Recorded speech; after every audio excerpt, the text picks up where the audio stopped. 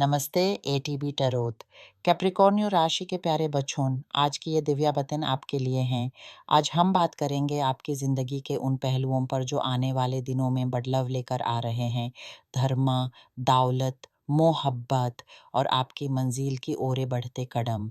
ये कुछ दिन, कुछ हफ्ते, कुछ महीने आपके लिए नई दिशा का आगाज़ होंगे। आओ शुरू करते हैं दौलत और सफलता की बात से। आत्मीयता से आवाज़ आती है कि आप एक ऐसे दौर में प्रवेश कर रहे हैं जहां परिवर्तन की हवाएं तेज हैं, खासकर आपकी पेशेवर ज़िंदगी में। आपको बहुत साहस दिखाना होगा क्योंकि एक ऐसा कदम उठाने का समय आ गया है जिसके बारे में आप बहुत समय से सोच रहे थे, लेकिन अंदर एक आहट सी थी, एक भय था। लेकिन अब आप अंदर से एक शक्ति महसूस कर रहे हैं, एक हिम्मत जो आपको वो पहला और निर्णायक कदम उठाने के लिए प्रेरित करेगी। और जब आप वो कदम उठाएंगे तो आपको एक विशाल आत्मिक सेना का साथ और समर्थन मिलेगा। ये मौका हाथ से जाने मत देना, क्योंकि यही वो पल है जिसका आप इंतज़ार कर रहे थे। अब कोई चीज़ आपको रोक नहीं सकती आपके उस बड़े बदलाव से जो लंबे समय तक आपकी ज़िंदगी की दिशा बदल देगी। लंबे समय में ये सारे योजनाएं आपके लिए वो लाएंगे जिसका आज आप सपना भी नहीं देख पाते। लक्ष्मी की कृपा आपके द्वार पर दस्तक दे रही है। जब मैं लंबे समय की बात करती हूँ तो इसका मतलब ये नहीं कि आज कदम उठाते ही कल आप कोटिपति बन जाएंगे। मैं एक प्रक्रिया देखती हूँ। ये आपकी कोई योजना है, कोई सपना है जिसके लिए शायद अध्ययन, मेहनत और अनुभव की आवश्यकता है। इसलिए आने वाले 30 या 60 दिनों में आपको उस मेहनत के फल मिलने शुरू हो जाएंगे। फल मिलना शुरू होगा, एक के बाद एक, और तब आपके पास संपत्ति का चक्रा घूमने लगेगा। मैं ना आपको देखती हूँ नौकरी के बाजार में नए अवसर खोजते हुए, ठहर कर सोचते हुए कि आपको आखिरकार क्या चाहिए। आप अपनी क्षमताओं को निखरते हुए, ज्ञान बढ़ाते हुए दिखाई देते हैं, और फिर एक ऐसा अवसर आता है जो आपके सपने को हकीकत बनाता दिखाई देता है, क्योंकि उसके साथ धन की प्राप्ति होती है। ध्यान रहे, ये समय है खेलने का, छोटे मोटे खिलौने में भाग लेने का, क्योंकि आत्मीयता घोषणा कर रही है कि आपको वो राशि प्राप्त होगी जो आपके इस नए आरंभ के लिए प्रारंभिक पुष्पा का काम करेगी। शायद ये बहुत भरी राशि ना हो, लेकिन इतनी ज़रूर होगी कि आपकी ज़िंदगी आसान हो जाए। आप अपना कारोबार, अपना क्लिनिक, अपना सपना सजाने लगें। मैं आपको बहुत उत्साहित देखती हूँ, क्योंकि आप आखिरकार वो काम शुरू करने जा रहे हैं जिसके लिए आपका मन बहुत समय से तरस रहा था। कोई आर्थिक कमी थी या फिर आप अपने आप में बंधे हुए महसूस कर रहे थे। कई कारणों से आपने इस बदलाव को अब तक टाल रखा था।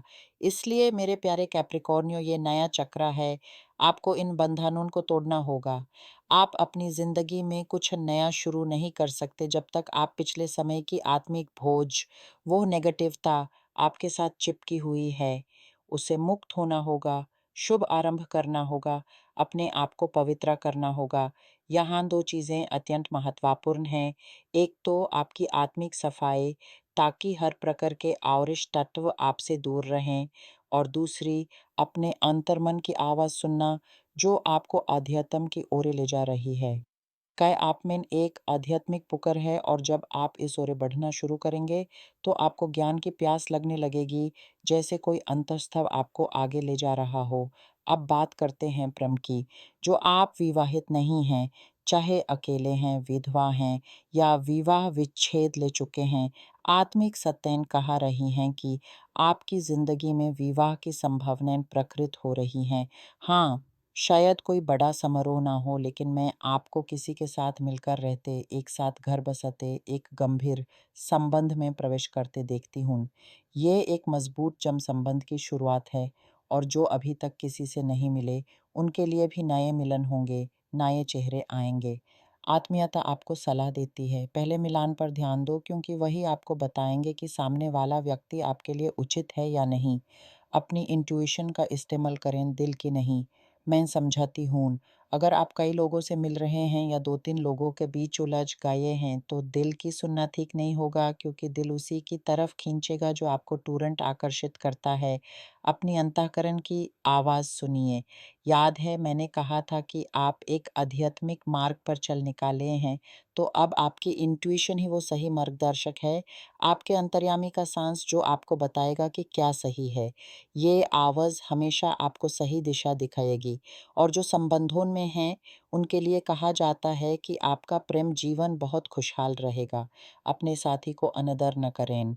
उन्हें वो ध्यान और प्यार दीजिए जिसकी उन्हें ज़रूरत है। उनके साथ ज़्यादा समय बिताइए, साथ घूमने जाइए, उन्हें एक खूबसूरत तोहफ़ा दीजिए या फिर उन्हें अपने प्यार से फिर से आकर्षित कीजिए। कभी-कभी लंबे संबंधों में बच्चों और परिजनों के बीच वो पहला जोश, वो आकर्षण धीमा पड़ जाता है। अपने कमरे में अपने प्रेम के स्थान पर उस जोश को फिर से जलाइए। अपने साथी के साथ वो पहली सी दीवानगी, वो मोहब्बत फिर से जगाइए। ख़ासकर अगर आप महसूस करते हैं कि ये व्यक्ति ही आपकी आत्मा का साथी है, जिसके साथ आप भगवान द्वारा भेजे गए इन नए सपनों को पूरा कर सकते हैं। मैं आप में से कइयों को निर्णय की इस सीमा पर खड़े देखती हूँ, चाहे आप अकेले हों या संबंधों में। ये एक ऐसा पल है जब आप अपने मन की गहराइयों से एक ऐसा फैसला लेने जा रहे हैं, जो आपकी आने वाली ज़िंदगी का नक्शा तय करेगा। कैप्रिकॉर्नियो, आपकी प्रकृति ही ऐसी है, मज़बूत, सहनशील और लक्ष्य पर टिके रहने वाली। आज आप पर जो ग्रहों की कृपा है, वो आपकी इसी मज़बूती को सलामत रखकर आपको नई ऊँचाइयों तक ले जाने के लिए है। सोचिए, आप एक पहाड़ की चोटी पर खड़े हैं और आपके सामने एक नया विशाल विस्तार फैला हुआ है। हवा ठंडी है, लेकिन आपके अंदर एक आग है। ये नया मैदान आपकी सारी मेहनत का फल है। इस पल का आनंद लीजिए। अपने अंदर के भय को पहचानिए, उसे सलाम कीजिए और फिर आगे बढ़िए। आपके पाँव ज़मीन पर मज़बूती से जमे हैं, जैसे कोई आपको कह रहा हो कि अब फिसलने का नहीं, बढ़ने का समय है। आपकी यात्रा अद्भुत है क्योंकि हर मुश्किल ने आपको इतना मजबूत बना दिया है कि अब कोई भी आवरण आपको रोक नहीं सकता। बस अपने आप पर और ऊपर वाले की दया पर विश्वास रखिए। आपकी आत्मा का साथी चाहे वो अभी आपके साथ हो या आने वाला हो, वो भी इसी यात्रा का हिस्सा है, आपका सहायक है। उन्हें भी अपने सपनों में समेटिए। आपके लक्ष्य पवित्र हैं और उन तक पहुँचने का मार्ग भी उतना ही पवित्र बने, इसी का ध्यान रखना है। आपकी कठोर मेहनत अब रंग लाने ही वाली है। बस दृढ़ रहिए और अपने अंतर्मन की पुकार को कभी ना नज़रअंदाज कीजिए।